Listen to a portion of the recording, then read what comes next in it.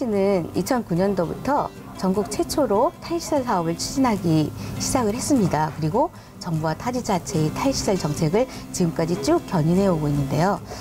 그동안 퇴소장애인을 위한 정착금이라든가 활동 지원 서비스 추가 지원, 그리고 전세자금 지원 등을 꾸준히 확대해 왔고요. 또 올해는 본인의 집에서 지속적으로 일상생활 전반에 대한 거주 서비스를 지원받을 수 있는 지원주택 사업이 본격적으로 추진될 예정에 있습니다. 거주시설에서 탈시설하고자 하시는 분들이 일정한 체험을 해야지 지역사회에 정착을 하실 수 있거든요. 그런 자립생활주택이고요. 저희 자립생활주택은 서울시에서는 2009년도에 3개소로 시작을 했습니다. 그래서 현재는 73개소까지 운영이 되고 있고 올해는 85개소까지 확대할 계획이 있습니다. 그리고 그 정책에 따라서 매년 5호씩 또 확대를 하고 있고요. 탈시설하고자 하는 분들의 수요가 만약에 더 늘어난다면은 더 추가로 확대할 수 있는 계획도 있습니다.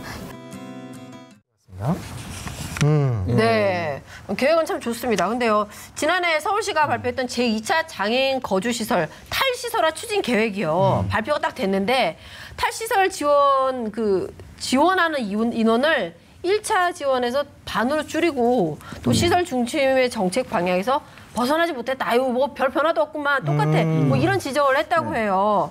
근데 그 탈시설 정책 아쉬운 부분이 많을 것 같은데 대표님이 많죠. 보실 때는 어떠세요? 이 비판이 맞는 건가요? 바로 아쉬움이 많으시죠. 네, 그냥 바로 오버랩으로. 네. 아쉬움을 정확하게 말씀해 주세요. 네. 예, 1차 계획도 저희가 참여해가지고 지켜봤고 모니터링했고 2차 계획도 이제 같이 논의를 했는데 그래서 보통 서울시가 보통 이런 정책할 때 결제라는 거 시민 결제 이렇게 해놨잖아요. 네. 아직 이거는 우리의 결제가 끝나지 않은 문제인데 이제 발표가 된 건데 네. 핵심은 이런 겁니다. 이 대략 서울시에 3,000명 정도의 시설 장애인들이 있다면 이들을 5년 동안 300명을 탈시시켜서 5년 동안 300명을 시켜서 2개 시설은 거주 전환을 시키겠다. 이게 이제 핵심적인 키워드예요. 네. 자, 3,000명을 5년 동안 300명이면 그러면 모두 탈시설 시키면 얼마 걸릴까요? 50년이 걸려요. 네. 그렇지 않습니까? 그죠? 예. 그동안 시설에 있어야 돼요, 사람들은. 이 계획에 의하면. 5년 동안 300명이니까 1년에 60명 아닙니까? 그죠? 그렇게 되면 그러면 50년 동안 그러면 그 사람들은 계속 시설이라는 우리가 감옥이라고 그것이 있어야 되느냐 이런 질문이 가능하고요. 네. 자, 2개 시설을 거주 전환시키겠다. 시설 2개. 이거는요 이런 겁니다. 시설 비리가 하도 많이 일어나가지고 박원순 시장께서 원 스트라이크 아웃이라고 했어요. 이렇게 인권 침해 있거나 이런 건데요. 여전히 예전부터 있었던 프리웨이라는 예전에 서감재단이라는 곳인데 프리웨이라는 법인의 향유의 집이라는 곳이 있고 그리고 인강재단 있습니다. 인강재단은 요번에 또 학교가 문제되고 막 이래가지고 이렇게 인강재단이라는 곳에 인강원이라는 곳이 있는데 저희는 이 2개 시설이라도 이게 그 시설비리 인권침해 법인의 이사들이 다 바뀌었거든요. 공익이사로. 그러면 이 2개 시설을 정확하게 이야기하고 그래서 다시는 이런 시설비리 인권침해가 일어나지 않도록 2개 시설을 모범적으로 탈시설 시켜달라. 이게 150명이 넘는 인원이에요. 그런데 이들도 그러면 얼마나 됩니까? 300명이 5년인데 얼마나 기다려야 되느냐. 그런데 이런 이야기를 여기에 문건에 적셔야 된다. 그러니까 그거는 안 된다.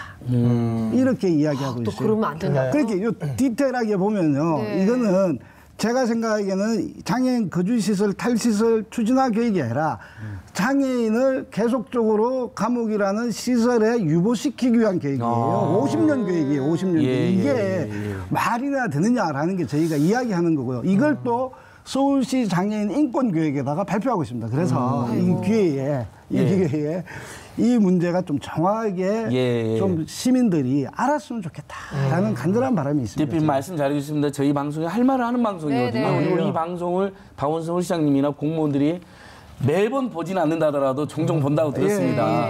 그리고 이 방송분은 제가 보내드려야겠네요. 그래서 좀 이 부분이 좀 변화됐으면 좋겠다. 장애인 입장에서. 자, 대표님 보내드려야 될 것 같은데 대표님 심지어는 시설에 모아놓고 가둬놓은 예산보다 탈시설 지원해준 예산이 덜 든다면서요. 그거만 마지막으로 한 말씀 해주세요. 그렇지는 않아요. 아니 실질적으로. 그런 이야기도 있어서 예, 예. 그렇게 해서 뭐 유도를 하려고 하는데 한번 생각해 보십시오. 이 집단적으로 장애인을 이렇게 이 관리하고 통제하고 이렇게 하는 비용이 들까? 1대1로 지원하고 지역사회에서 하고 이제 주택이라는 공간도 마련하고 이런 것들을 하는 것이 적게 들까라고 하면 이게 당연히 저는 많이 들 거라고 그 생각하는데. 투자가 더 들 것 같은데 덜 든다는 보고도 있어가지고 한번 여쭤본 거예요. 그런데 이렇게 하죠. 그럼 대한민국에 돈이 어디 있냐 이런 문제를 또 발생하지 않습니까? 대한민국은 참 그런 부분에 대해서 굉장히 부끄러운 나라예요. OECD 이 GDP 대비로 11위 국가입니다. 장애인 복지 예산 이건 꼴찌예요. 꼴찌. 예. 아니 지금 당장이라도 평균 수준만 가져도 충분히 돈은 있고 네. 지역사회에서 살아갈 수 있는 환경을 만들 수가 있어요. 예. 그런데 거기에 쓸 마음이 없는 거죠. 오케이. 어디다 이해했습니다. 씁니까 돈을? 자, 맞습니다. 탈시설. 네. 정답은 탈시설이고 오랫동안 계획하지 말고 빨리 나오게 힘을 모으자. 예, 5년 지혜를 내로 모으자. 5년 내로 나왔습니다. 5년 이내로. 5년 이내로 계획을 세우자. 네, 되게 저희는 저희도 적극 응원하겠습니다. 공감합니다. 네네네. 대표님 오늘 방송 여기까지 일단 감사합니다. 네, 박경석 고맙습니다. 전국 장애인 차별 철폐연대 예. 사임 공동 장애인 철폐가 아니라 장애인 차별 철폐입니다. 차별철폐입니다.